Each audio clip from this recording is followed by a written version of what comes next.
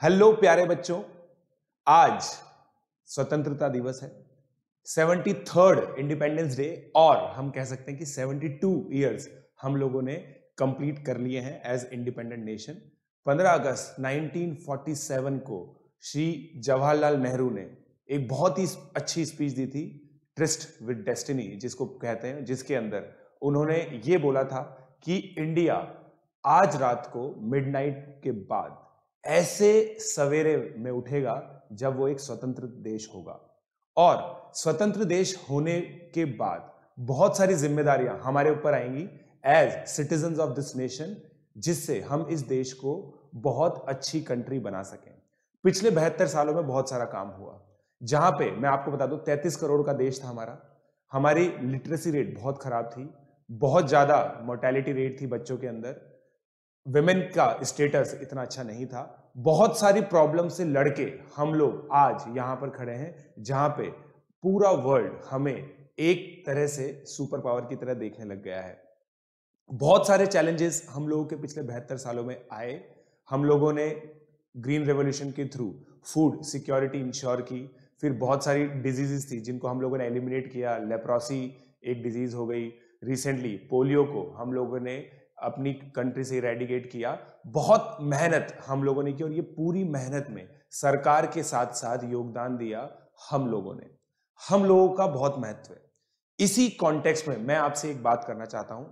अभी पिछले कुछ सालों में इस तरह का एनवायरनमेंट पूरे इंडिया में हो गया है, जिससे काफी लोगों को इनटॉलरेंट सा लगता है, मतलब वो चीजें टॉलरेट नहीं करते। काफी लोग हैं जो डिफरेंट ओपिनियंस को रेस्पेक्ट नहीं कर पाते। उसका रीजन कुछ भी हो सकता है। मैं ये मानता हूं कि अगर आप किसी के ओपिनियन को रेस्पेक्ट नहीं कर सकते, उस ओपिनियन को मानना आपके हाथ में, आप उसको मानो या ना मानो वो आपके हाथ में, मगर उसके ओपिनियन को अगर हम लोग रेस्पेक्ट नहीं कर पाते हैं, हम उसके पीछे की उसकी मेंटालिटी नहीं समझ पाते हैं, तो कहीं ना कहीं हम अपने विचारों में स्वतंत्र नहीं है।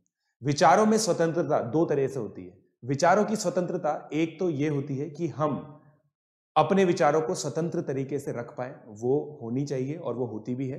मगर इसका एक और इंपॉर्टेंट एस्पेक्ट होता है, और वो है दोस्तों कि दूसरे के विचारों को ढंग से सुनना, उनको इज्जत देना। हम लोगों को इस चीज में रिजिड नहीं होना चाहिए कि जो हम सोचते हैं वही सही है। बहुत बार ऐसा होता है कि चीजें कुछ दूसरे एंगल से कोई पर्सन देख रहा है। जैसे आप लोगों ने एक बहुत सिंपल एग्जांपल सुना होगा, एक बॉटल है जो आधी भरी हुई है और आधी खाली है। उसके अंदर भी लोगों का डिफरेंट पर्सपेक्टिव होता है कि भाई कुछ लोग बोलते हैं आधी खाली है, कुछ लोग बोलते हैं आधी भरी है। तो ये सब एक मैटर ऑफ परसेप्शन है।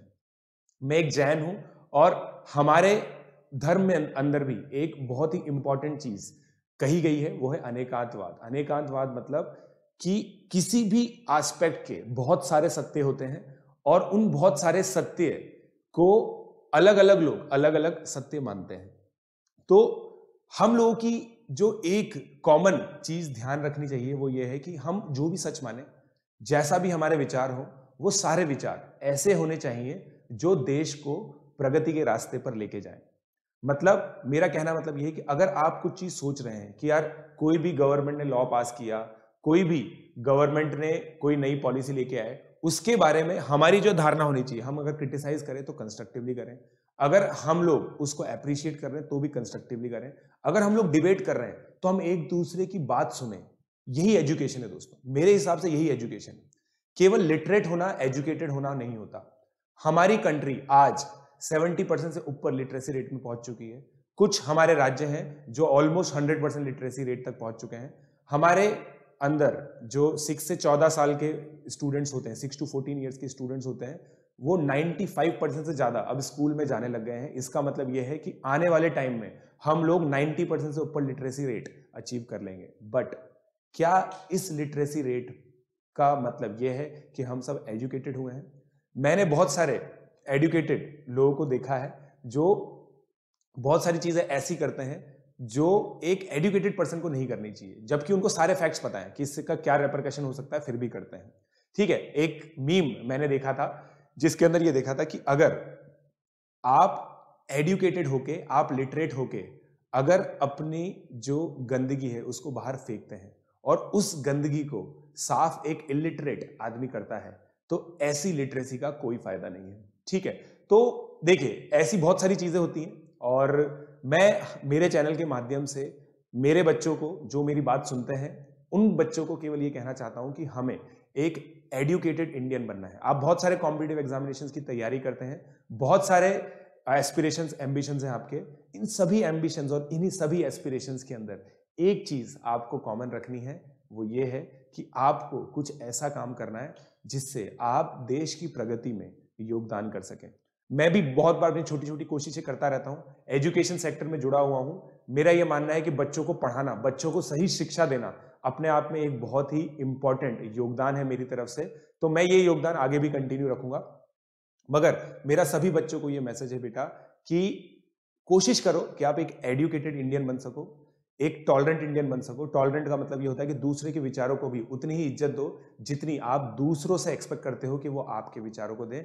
क्योंकि बेटा एक चीज याद रखो, न्यूटन का लॉ है, for every action there is an equal and opposite reaction. जितनी आप इज्जत दोगे उतनी ही आपको इज्जत मिलेगी। सो यही मेरा मैसेज है दोस्तों कि प्लीज आप और रिस्पॉन्सिबल सिटीजन बनिए और अपने सारे एम्बिशंस के अंदर एक एम्बिशन जरूर लेके चलिए कि हमें इस देश का एक काबिल, जिम्मेदार नागरिक बनना है। मैं एक बार फिर आपको 73वें स्वतंत्रता दिवस की शुभकामनाएं देता हूं और ये कामना करता हूं कि देश के साथ आप भी प्रगति की रास्ते पर चलते रहें।